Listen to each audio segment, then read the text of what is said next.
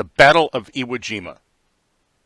A hard-won victory in the Pacific during World War II, it became the bloodiest battle in the history of the United States Marine Corps.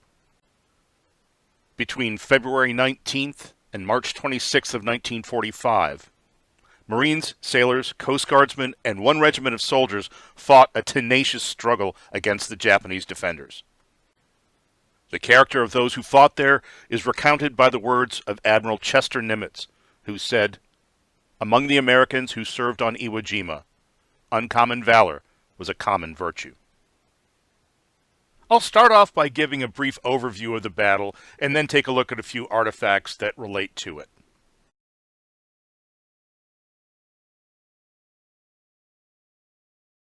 As the American advance progressed across the Pacific during World War II, island by island toward Japan, one island, Iwo Jima, held critical importance.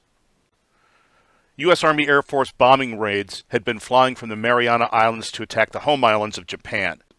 Iwo Jima was midway between the two, and its Japanese garrison could give advance warning to Tokyo of the coming bombers.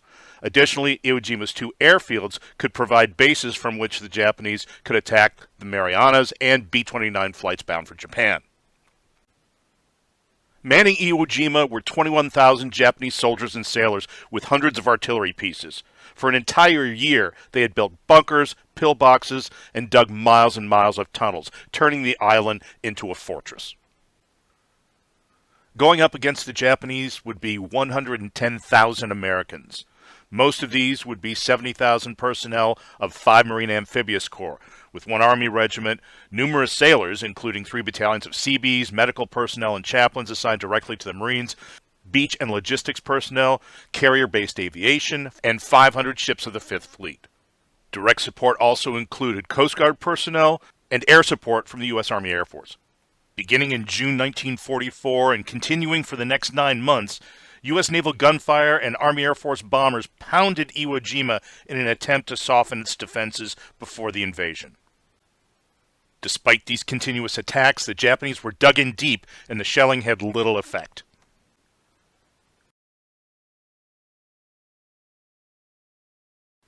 The initial waves of 3rd, 4th, and 5th Marine Divisions landed on Iwo Jima on February 19th.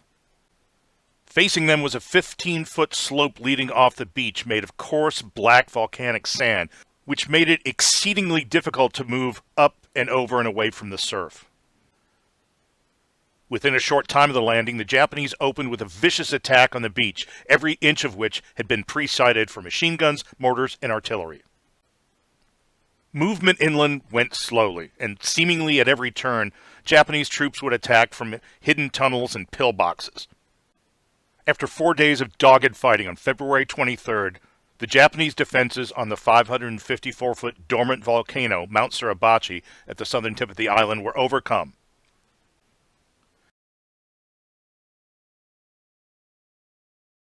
Two different U.S. flags were raised at the summit of Mount Suribachi. The smaller one was later replaced by a much larger one that could be easily seen across the island. During the raising of the second, AP photographer Joe Rosenthal got the luckiest snap of a camera shutter in history.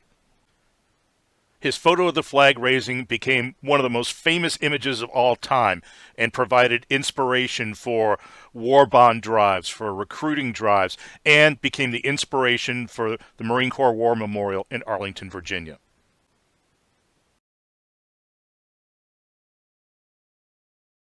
For 5 weeks, Marines, sailors, and soldiers plodded through the island using small arms, machine guns, artillery, and mortars to take out Japanese positions.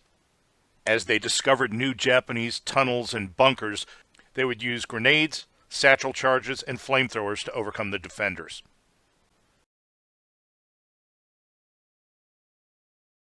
On March 26, 1945, the U.S. declared the island of Iwo Jima secure. Despite that, fighting continued against holdout Japanese troops for 3 more months.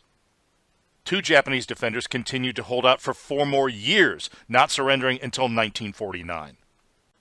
The cost of the American victory was staggering on both sides. The U.S. suffered greater than 26,000 total casualties. Among these, 6,800 were killed, and 19,200 were wounded. Additionally, one escort carrier was sunk by a kamikaze, and 2 other American carriers were damaged. Of the 21,000 Japanese defenders, 18,000 were dead and missing. Another 3,000 remained in hiding. In the end, the Americans took only 216 Japanese prisoners of war. The Battle for Iwo Jima was the first time in the Pacific War where American casualties were greater than Japanese casualties. But even as the battle raged on in early March, a B-29 Superfortress low on fuel was able to land on an Iwo Jima airstrip, refuel, and take back off to return to the Marianas to its base.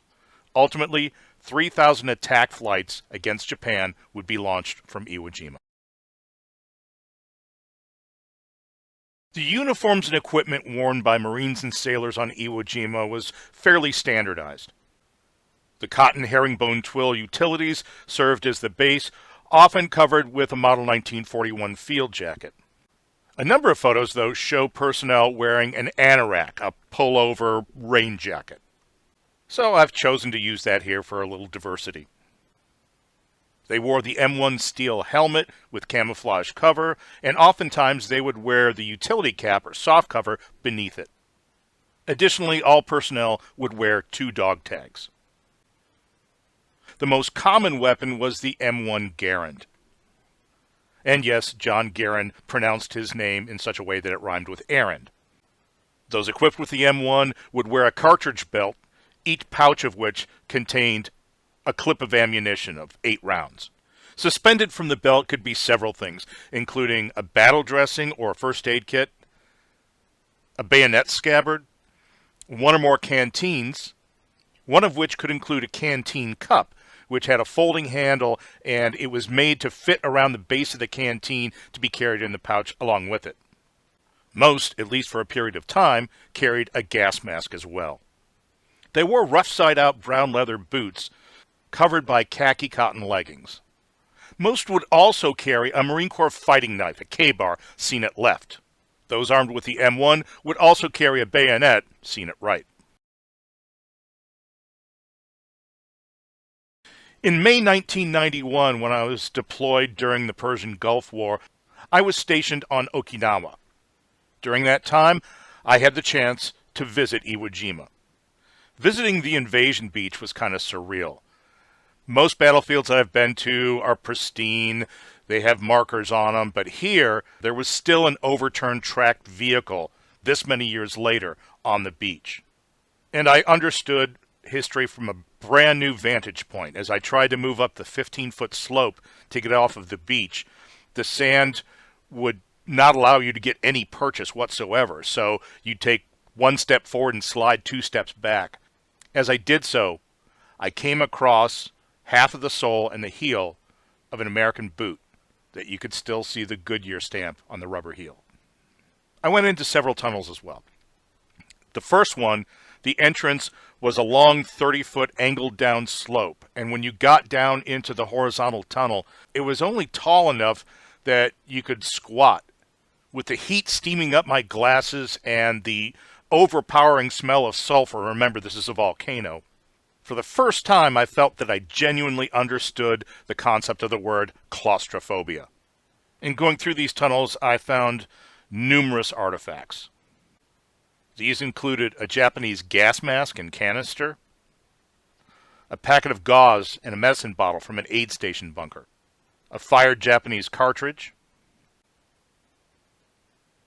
a Japanese canteen, the lid from a Japanese ration box, their equivalent to MREs, of course some of the sand from Invasion Beach, a Zippo lighter from the U.S. Coast Guard station that was there at the time, a Coca-Cola bottle that most likely had been emptied by an Army Air Force pilot or ground crew member, and the corroded shell of a Japanese helmet. While on Iwo Jima, I had the honor of raising 5 flags on top of Mount Suribachi. One of these became my retirement flag, which I had also raised over USS Constitution, Old Ironsides, and over the Detroit Broadhead Naval Armory. My final Iwo Jima related items are an autographed neck ribbon, and an autographed photograph of Pharmacist Mate Second Class George Wallen, who received his Medal of Honor for bravery on Iwo Jima. Check back soon for more content. Thanks for watching.